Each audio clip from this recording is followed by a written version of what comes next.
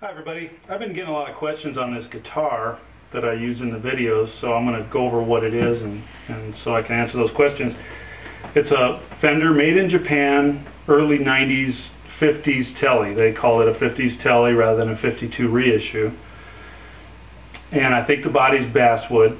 The neck is a Squire. It's also a Fender made in Japan Squire neck that I got off eBay. It was pretty cheap, like 110 bucks, and a lot of people like these because they're pretty true to the 50s tele style.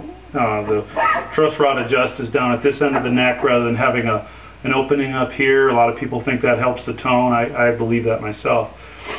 I reoriented the tuners because I like to do behind the nut bending, and the tuners got in the way, so a lot of people have noticed that on the videos. I'll do a little close-up here. I miniaturized the tuner there and actually carved out some of the wood, so I hope no right-hander ever needs to use this neck again because I've really butchered it, but it works for me and I love this neck. I've already gotten over 100,000 miles out of it, so it's a good neck. I like there was a lot of, somebody painted might have had the whole neck painted black at some point, but I sanded off some of the black and left some of it. And it's just a good kind of old style tele neck. The pickups are Fender Custom Shop 50s type in the front, a Strat pickup. I like Strat pickups in the front on a tele. There aren't very many, to me, there aren't many good sounding tele front pickups, so it's easy to go with a Strat. The back pickup is a Seymour Duncan Nashville Studio Lead, which I believe was developed for Brent Mason. It's got Alnico 5 and Alnico 2, and I'm using it backwards because it's a right-handed pickup, so whatever Brent was going for, I blew it. But it sounds great and I love it, so I guess that's all that matters.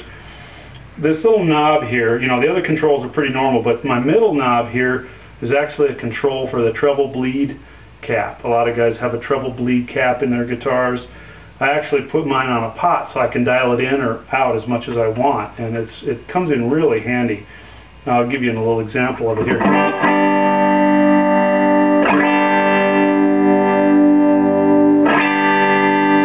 just lets you control the treble content, and everybody knows that a lot of guitars, when you turn them down, they get kind of dark sounding, but when you put a treble bleed cap in, sometimes they sound too bright when you turn them down. So I'm not locked into any of that. I can change it, and it's amazing how much I do use this control on stage and in the studio. It's almost like having a passive EQ on the guitar. I can't remember what the cap is on my tone control, but between the two it gives me a lot of control.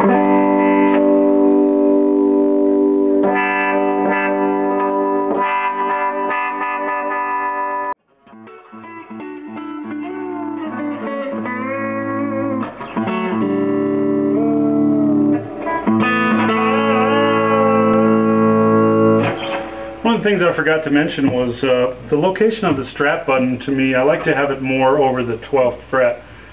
That puts the guitar more in front of you, and that's, if you look at a Strat, that's kind of where it is. It's over the 12th or 13th fret on a Strat.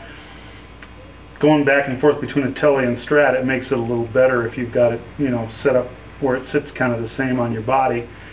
It also decreases your wrist angle. If you've got a guitar that moves your neck way out here, by the time you get to the first position, you're having to put a pretty big strain on your wrist. So anything we can do to keep that wrist angle closer to normal, that's less strain on your wrist.